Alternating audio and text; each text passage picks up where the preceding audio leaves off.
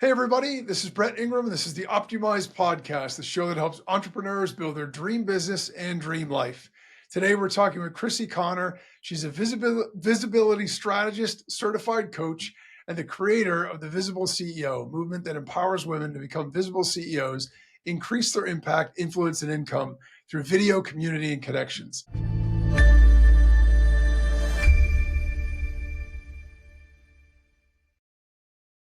I'm personally super excited about this because I think stepping into the light is so important for all of us that feel that we have something to share, but so few people do it because of fear. So with that, welcome, Crissy. Thanks a lot for joining us. Thank you for having me. I'm so excited to be here. Yeah, I'm excited to talk to you. I'm dying to dig into your story here and the stuff that you do. So a lot of things I want to ask you, but can we start off with your personal story? Can you share your background, how you started your career? Yeah, actually, so back in 2012, I owned a business that I learned how to do everything wrong in.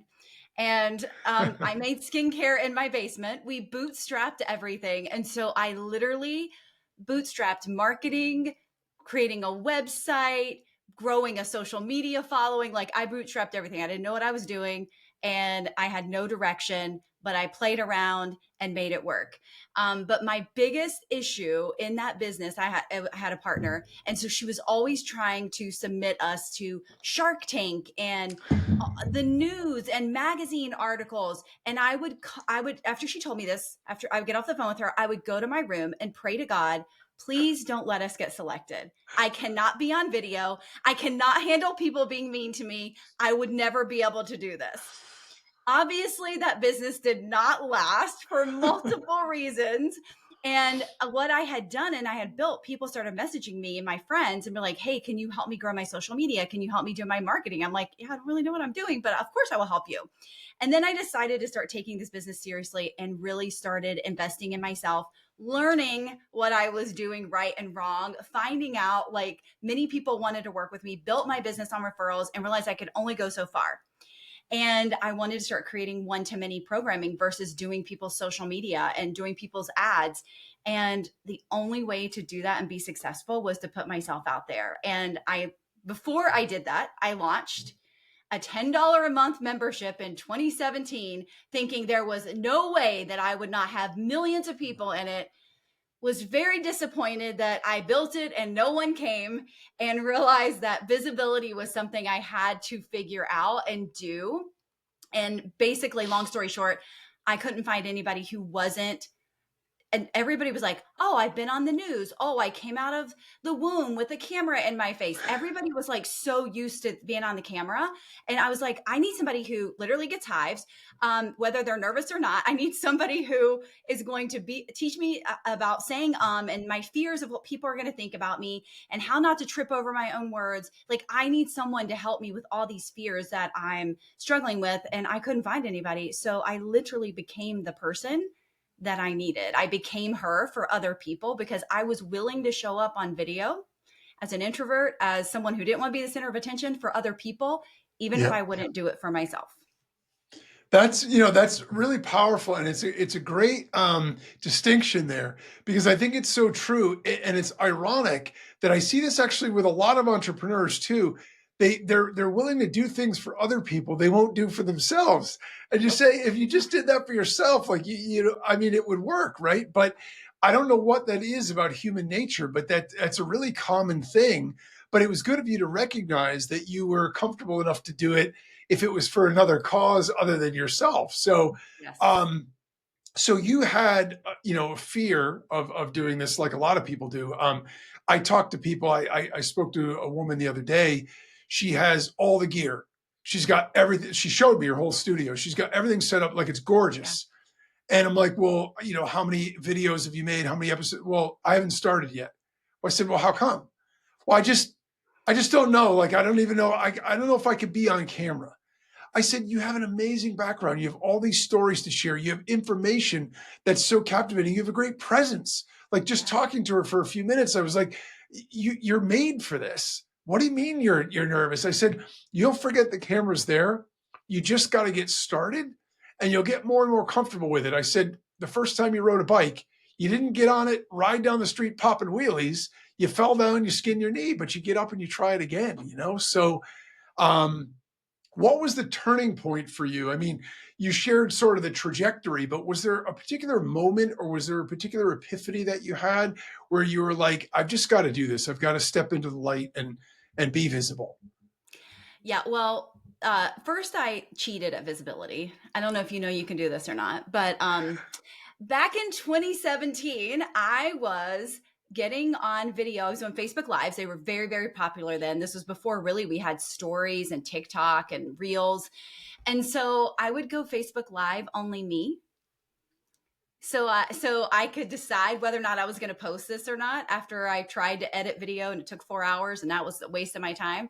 And so I would go live, only me. And then I would, if I liked it and approved it, I would set it back to go like public so people could see it. Then it would say Crissy was live. And so all these people are like, oh my God, you finally got on video. Like, I missed it. I missed your live. And I'm like, oh, I'm so sorry. And everybody missed that live because it was false. It was cheating. However, about 10 times of doing this, I realized my fears, my worries, my hives, my all of the things that I was concerned about were me. They were internal. They were about me.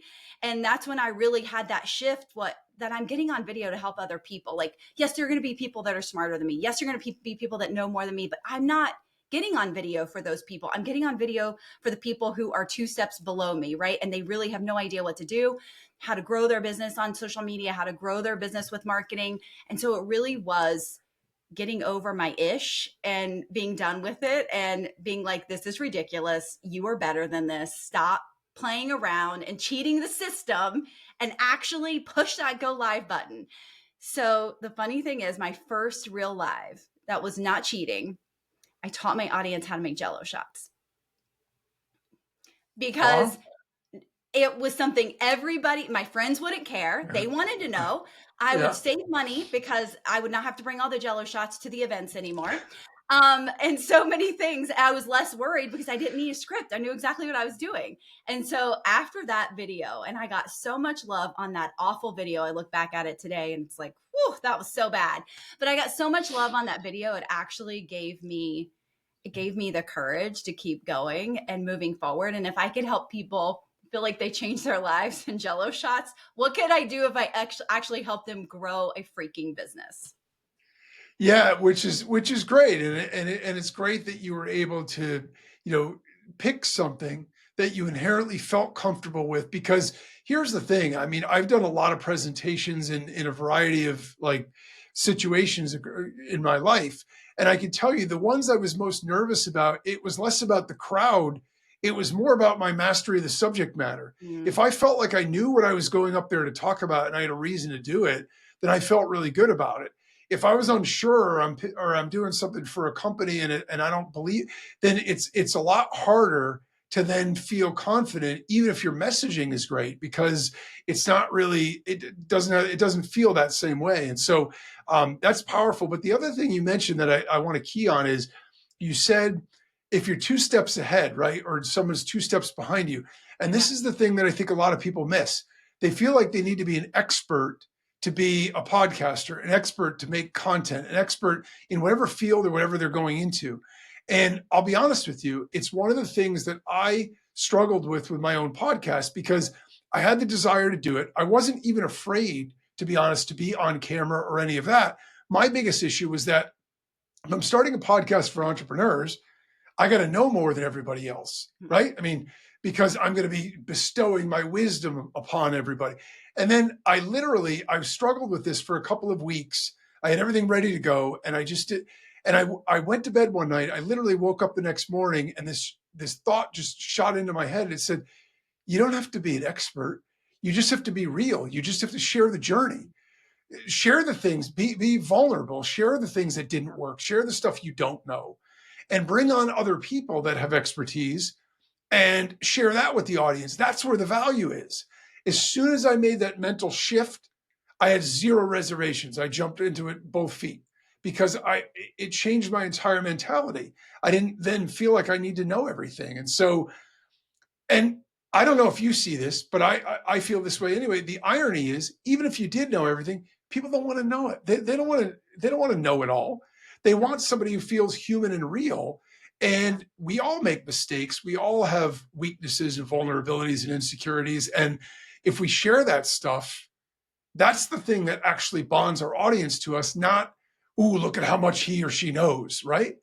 Absolutely. And this is like the thing that I see, talking today, like right now in this moment, like so many people are going to AI video, right? And it's taking the human out of it. Like, yeah, it's perfect. Yeah, it doesn't say, yeah, it doesn't get red hives up its neck. But guess what? It's not real and authentic, and you're losing the relatability and you're losing the connection and the humanness with your audience when you do that. Yeah, I couldn't agree more. Look, I love AI as a tool. Same. As a replacement for human beings, no.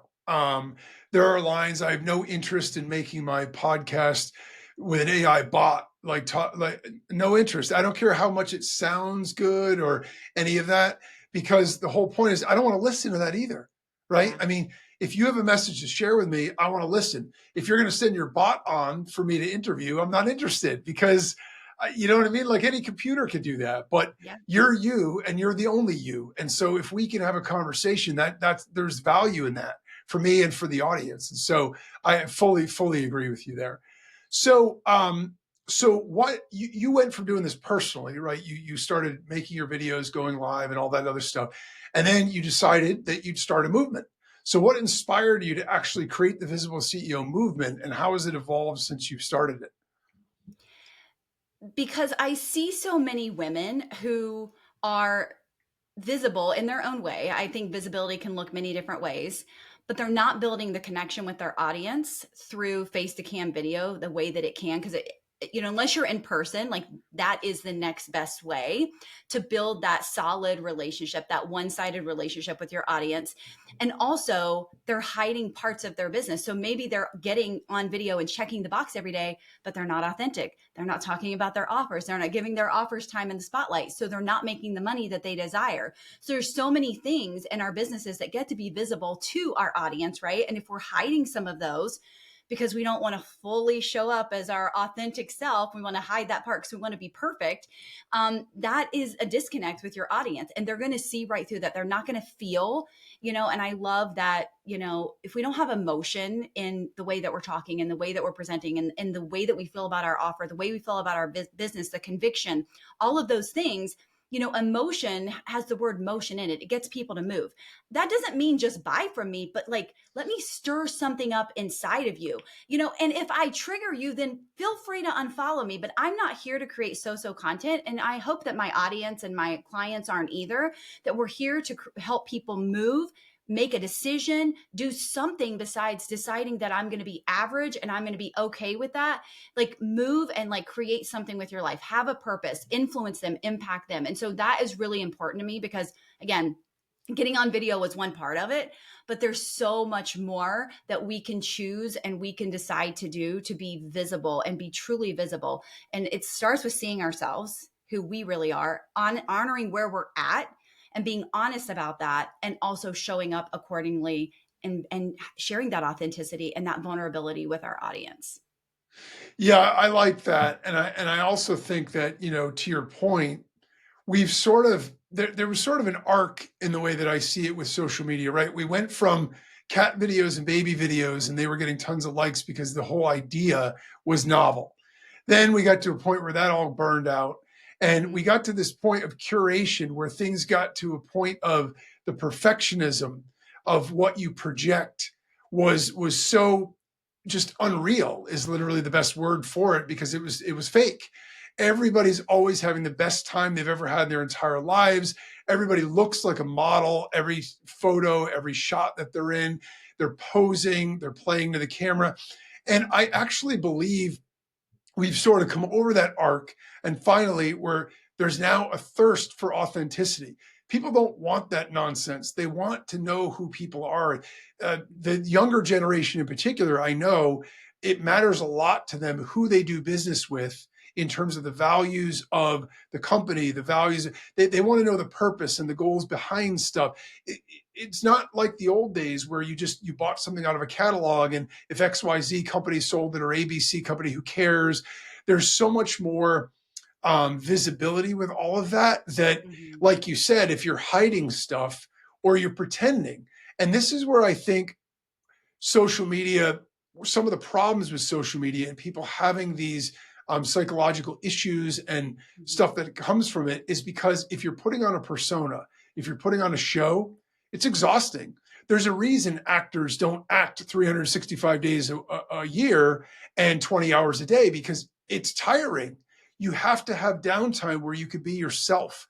And if every time that you step on camera, if every time you have to pretend to be somebody that you think your audience wants, it's disingenuous, it's not aligned with who you are, and it's exhausting. It wears you down. Quick little funny story about that. I actually know somebody who knows somebody who had a very, very popular YouTube channel, and it was a family based channel. And their kids, when they got to be teenage age, were not allowed to have any of their friends or anybody else post any content with them in it at all, because they were worried it would affect the image that they had created through this channel. So I'm like, I don't care if this thing makes you $100 million a year. You're in a prison because Yeah. you can't even live your life because you're pretending to be something that maybe most of the time you are, but you're so terrified of anybody seeing that there's something different from that, that you have to protect it. And I'm like, I don't know, it just doesn't feel right to me. Yeah. So true. And So the thing is that when, if you, let's say you do bamboozle someone into paying you, they're going to figure it out really fast. You're not who you said you were. And then you're going to be refunding or getting bad reviews. So just be honest from the beginning. Just be authentic from the beginning. yeah, there's a space for every voice. If you've Yeah. got something to share that there's value, there's an audience for you. And if you're honest about who you are, it'll resonate. So obviously the whole idea of becoming visible most often for most people, right, is going to start on social media. You're not, likely to be jumping up on stages at events, things like that. What are your top strategies for creating content that connects and converts? I mean, number one, it's got to be authentic, first of all, first and foremost. And I also think a lot of times as entrepreneurs, we try to look back and we try to go into the past way too much. And I say create content that's where you're at now. Like, own where you're at now and talk about that. Even, and I'm not saying, like, you know how people say don't share the scar, not the open wound, right? And so obviously, but really just being authentic. Think number one, owning your expertise, but also don't forget the storytelling about it, because a lot of times we're like, let me give you all this information, let me show you how this strategy works and what this does, and then at the end of the day, okay, that's great, you've given somebody more knowledge, but they have no indication of who you are, they have no connection with you. And so adding those stories and those elements of who you are in your content. The other thing that I love telling people is say the things that are that you think in your head that nobody else is freaking saying. Because here's the thing, as long as you're trying to be liked by everyone, you're not going to convert. You're going to be so and people are going to scroll on by, and like you said, you're going to contribute to more of that noise. And you know, my clients call this preachy, Crissy, but when I get really preachy and I get really convicted and I feel like I'm at my dad's a Southern Baptist minister, by the way, but when I feel like I'm at that pulpit and I'm putting my hands up and I am like going at it, like that's when I convert more people, because I am letting that fire in my soul. Like, I really want to serve and support you. I'm not creating this video so that you will buy from me. I'm creating this video so it will open your eyes. It will give you some type of movement. It will make you like light a fire underneath you to do something. Yes, if that ends up buying from me or joining a program of mine, absolutely, that's great. But that's not the purpose. The purpose is to serve. And I think when we always come with a servant's heart, even going back to me, not getting on video for myself, but willing to do it for other people. When we come with a servant's heart, it's always going to convert when it comes from the right place. Yeah, I think it's very smart advice, because it is funny. People are intuitively really, really smart. And Mm-hmm. if what you're doing is disingenuous or there's a motive, they can sniff it. I don't know what it is. I Yeah. learned this early on in one of my early jobs. I had a sales job. And the funny thing about this is, for our sales process, we had a 3-page single like spaced script that we had to memorize. And it was literally brilliant. They had done this over years and they had tested it and they kept building in the objections. So they got it to a point where if you got into somebody's house and you went through this entire script with them, obviously you have to have it memorized. But if you took them through the whole thing, they basically say, here's the checkbook, right? That's how effective it was. It was really, really good. Yeah. But the funny thing is, your feeling, your mentality when you went into the house made all the difference. If you went in with even a hint of desperation, I got to make this sale. It hasn't been going well. I haven't gotten enough appointments this week. The minute that you went in with that feeling, you can say it all perfectly. You know, it's like a bravado performance. And for some reason, there's hesitation and I need to think about it. The minute that you go in with them in mind and you're there to serve them and to help them solve the problem and be, protected from what, then you go in and you do this, it works like magic. And it's so ironic and paradoxical because it's when we're feeling desperate that we got to do anything to make the sale. That's when you actually have to be the most giving and forget about the outcome. And I think it's fascinating to me, human nature and how it works that way. But I fully agree. I think I see that all the time. And the other thing that you brought up that I love is the fact that if you talk about features or you talk about even benefits, and it's all sort of matter of fact, right? And there's no emotion tied to it. There's no vision about the outcome or how it impacts your life or affects you ultimately. Then if there's no emotional connection there, there's no desire either, because desire is an emotion, right? So if you're going to have something that I want to buy, it's because you got me excited. And now I'm saying, okay, she could really help me. She knows what she's talking about. What do you got? And then you don't need to sell it. You just need to offer it. And I'm going to say, I'll take it, And so interesting, but 100%, I see that stuff all the time. And particularly in the online world, it's fascinating how that works. So what about somebody who says, all right, I'm going to get started with this. I have a message I want to share with the world, but I'm really, really worried about how, like you were with the Facebook Live, how do I start? Like, what are the baby steps I can take to get going? Honestly, if I had it to do all over again, if I was coming into the world today, I probably wouldn't start with live video because that would have shocked my system. I mean, it did shock my system. I had to do 10 fake ones, 10 cheater ones. But we have so many resources today with reels and short form video and stories that disappear in 24 hours. Like that's where I would have honestly started, because I believe in, you're never going to get better at video if you don't do video, but practicing using your voice and practicing using your authority and talking about your authority and your expertise is going to serve and support you. The other thing is that I used to have a lot of clients who also wouldn't get on video.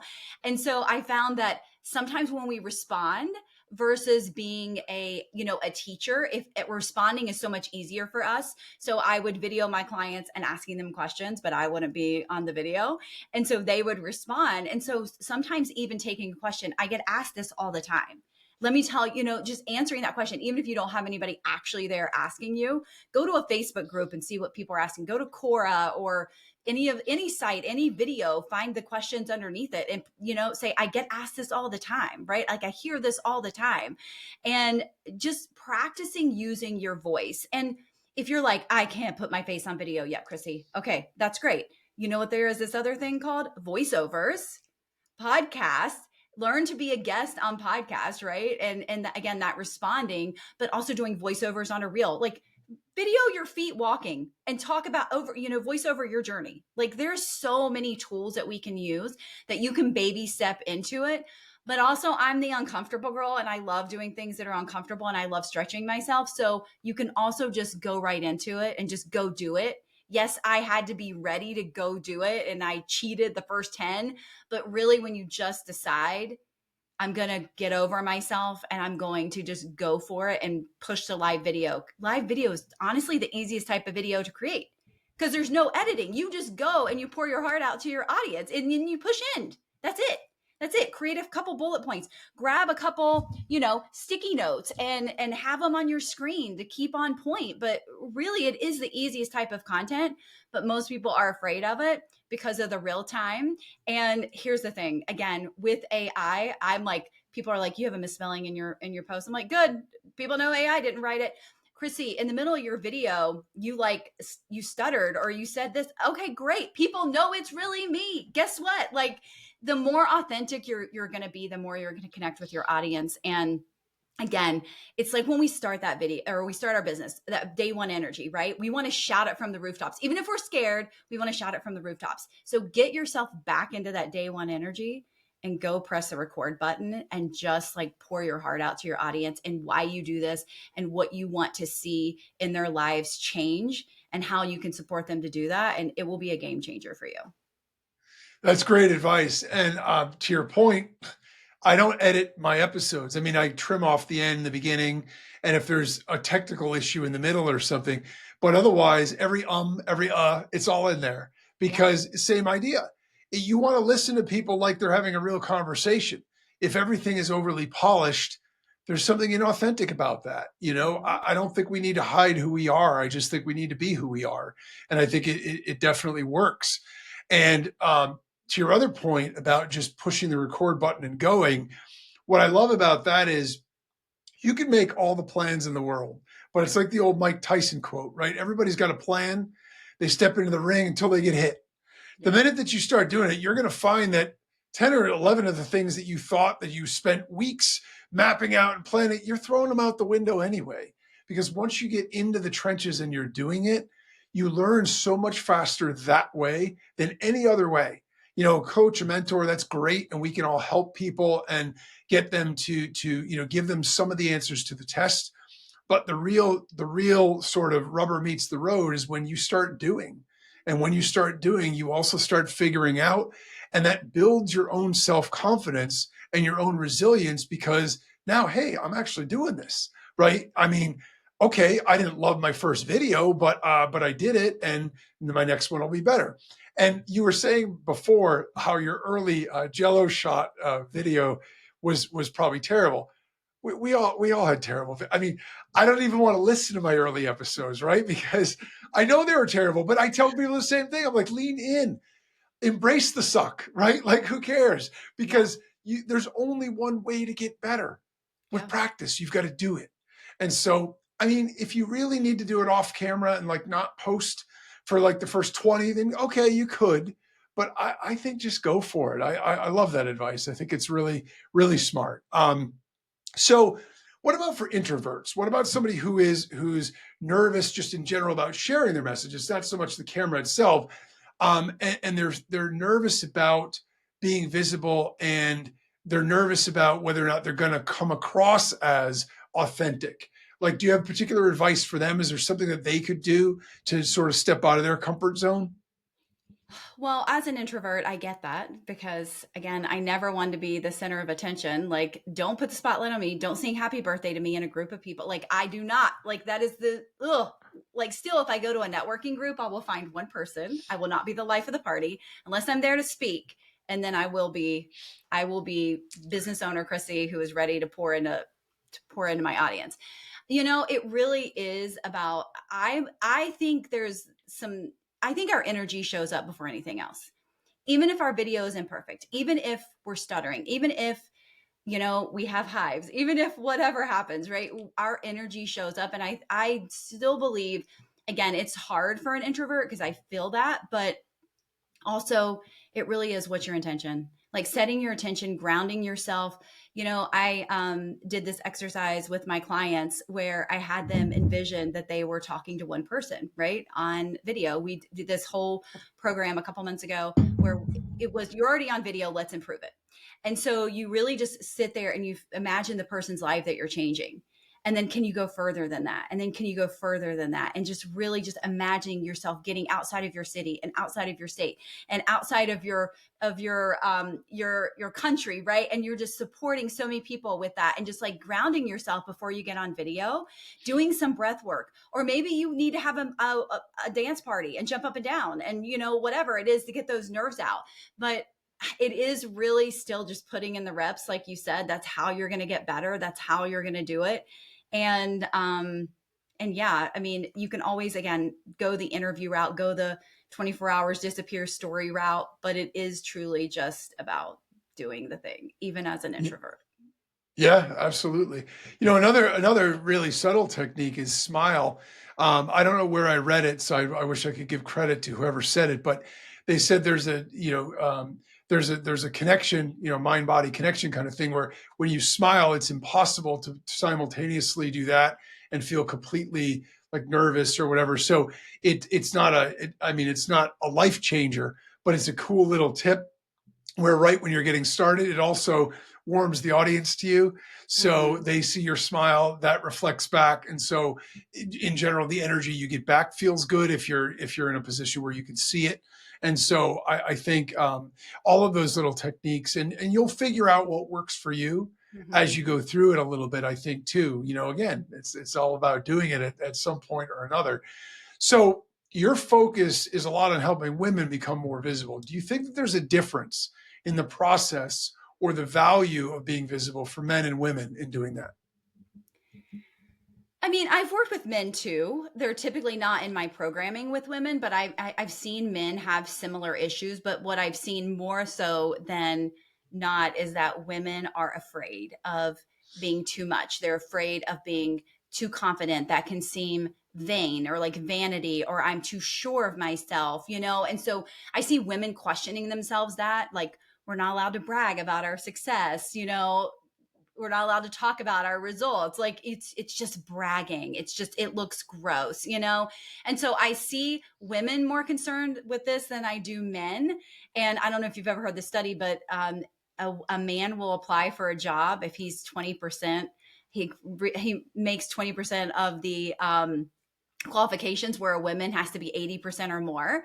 And Wow. so honestly, we are the nurturers. We are the ones who necessarily are afraid of selling, afraid of what our friends are going to think. And so what I've seen is just women struggle with it more than men, but men do. But also at the same time, I would say introverts struggle with it more than extroverts. But there's Yeah. also extroverts who are like, if you can help an introvert get on video, you can help me get on video. I've seen speakers who speak in front of 5,000 people. I had a client who was the president of a speaking organization, and they said, how do you do live video? I'm like, you're Yeah. talking to 5,000 people, but you won't get on live video. And so everybody has a nuance, right? Like that they struggle with, and a fear that they have. And it really is, again, I love discomfort. I love challenging myself, and the more that we're going to grow. So whatever your vice is, and whoever you are, male, female, introvert, extrovert, find the thing that you're scared to do and go do it. Go be visible about it, and do the thing and put yourself out there, because it will change your life. It will change your life 100%. Always doing the thing that you're afraid to do. Yeah, it's funny that you bring that up, because when I think of it too, what I see based on my own experience, men, you're totally right. I think in general skew toward confident with things like that are professional. At the same time, they're terrible with communities. Women are Yeah. great at building communities. I mean, um, any of the Facebook groups or communities, it's always the women who are sharing, and they just have such a positive energy all the time. And I'm like, Mhm. I think men are just, I don't know, they don't want to seem sensitive or cheerleady or something. I don't know what it is, but it's weird. It's almost like those sort of stereotypes that we're born into or whatever. And for some people, I mean, we've shattered so many over the last few decades, but nonetheless, I think some of this stuff persists, and it is really interesting. I don't know if you're a fan of Saturday Night Live at all, um, but there was a skit they did a long time ago, and it was women bringing their husbands or boyfriends to it was like a dog park, but it Mhm. was like the dad park or something, and so the dads are all in there and they're like, oh look, he made a friend. The women are talking to, because guys just don't connect in the same way. And so Yeah. I don't know what it is. It's really interesting, but because I consider myself friendly, but I gotta say I'm the same. I don't just approach people. I don't feel as comfortable, I guess, or something. And so it is interesting, the difference. But that's why I wanted to ask you about that, because Yeah. I was curious as to what your take was. So So over this journey for you, what's really been the significant lesson or lessons that you've learned since you've actually done it and stepped into visibility? You know, it really is putting in the reps. Anything that you're afraid of. I've been afraid of video. I've been afraid of putting myself out there. I've been afraid of speaking on stages. I've been afraid of selling. I've been afraid of launching. I've hated those things. And how I got good at all of them was just literally doing it real, raw, messy, and just showing up accordingly. And it's not the easiest thing. And people are like, I don't know how you do all this stuff. And I'm like, I put in the reps. I put in the reps. It's simply what I do. And I don't always get results. Like, I fail and I'm okay with failure. And I love that Gary Vee says this all the time. If you're not afraid to fail, you're going to go further than anybody else, because failure is part of it and it's part of success. And that's how you fail forward and you learn and you get back up and you do it again. And you're going to fail more the more reps that you're willing to put in, but you're also going to learn more. And now, like somebody who said, I will never teach launching, I will never teach sales, I will never teach whatever. And I've done it. And now I teach it because I said I would never. And then I became really good at it and realized, oh, it's not as bad as I thought it was. Right. And I actually can do this. And it doesn't take, years to set up a launch, and it doesn't take blah, blah, blah to sell every single day. And so I really just shifted my mindset on a lot of things, put in the reps, and, putting in the reps, doing things uncomfortably are how I've changed my life. I mean, yes, they've also changed my business, but they've really changed my life. Yeah, I mean, no doubt, and I think that that's really really important to know that. Obviously, we have to do things, but I think the other thing that I know for me that's really helped a lot is I spent 20 years in digital marketing, and while I had colleagues, we were all basically like Skype friends, right? We'd see each other at conferences once or twice a year. And one of the things I always regretted is that I didn't build enough connections. I was at an event, and I was at breakfast, I think, with a group of people, and the one guy turned to me. We were talking about something, and he turned to me and he goes, you got to step into the light. He's like, you have all this information, you have all these ideas. He's like, but you know, nobody knows you. You know what I mean? Like, he wasn't he was trying to pay me a compliment, but basically, he was saying that, and what I realized is when you try to problem solve, when you try to learn new skills, when you try to do anything, if you're doing it by yourself, it's the wrong way to do it. Yeah. Because it's going to be harder. It's going to take you longer. And I don't care how driven, I don't care how smart, I don't care any of that stuff. It just is a flat out fact. The minute that you start connecting with other people, you start to realize these other people have a lot of information. They have a lot of ideas. They've the support that they can provide, the confidence boost, the encouragement, and the shortcuts. Somebody knows everything. So if you want an answer, if you build a network, if you connect with people, and you do it, like you said before, from a place of giving and from a place of authenticity, where it's not about what you're going to get from it. It's about how you can connect and share the experience together. There's so much power in that. It's one of the things I love the most about podcasting, because I get to talk with people like you at length, right? When would we ever do this? If we met at a conference, I'd shake your hand. Hey, great to meet you. Here's my business card. And then I'd get home and I'd be like, well, I'm not going to call her up because I don't even know if she'd remember me, right? I got this business card, but I don't really remember what she does. I kind of do. And it's weird, right? But after you meet somebody and you actually talk with them, there's a different level of connection there. And that whole thing to me is so valuable. So, all right. So where can people find you, find your products and services? Where can they connect with you? You can find me online at The Visible CEO, and I'm Crissy Connor pretty much on every single platform. So whatever your favorite is, go there and search Crissy Connor, and you will find me talking about visibility, talking about growing your business, and showing you all the ways I can support you. You're visible, so you're not hard to find. Is that what we're getting Nope, at? I'm not hard to find. Perfect. Thanks for that. All right. I got one last question to ask because it's important. And I'm always curious to know what everyone's going to say. What's your number one tip for success as a business owner or an entrepreneur? Number one tip is, it's actually not visibility. That would be my second. But my first tip would be really similar to what you said before, building relationships. And this is what I tell people all the time. They're like, I don't know, I want to grow a business, but I don't know what I want to do. And I say, build relationships, get visible. Like those are my two things. Like build relationships because those can take you so much further. And again, having that support system and having people that understand what you're going through are going to serve and support you more than anything else. That's amazing advice. It really is. It's the advice I would give to people as well, because I think you can dig the well before you're thirsty, right? If you get all of those pieces in place, then whenever you find that passion, whenever you find that drive and that thing, you've got people that you can tap into, you can bounce ideas off of, network with, and all that kind of good stuff. So 100%, it's never too early to start networking or start being visible, even if you're not sure what direction it's all going in yet. Get started with it, because that's the most important lesson, I think. All right, with that, it's just about time to wrap things up. I want to thank you again, Crissy, so much for sharing all your insights and great tips with us. Visit thevisibleceo.com/podmatchguest to discover how visible you really are in your business and what to do next to step into your power. This quiz will help you assess your mindset, messaging, visibility strategy, and leadership presence, so you can identify where you're thriving and where you need to step up your CEO visibility game. Thanks for tuning in, everybody. And as always, remember, no matter what you want for your business and your life, don't compromise, optimize.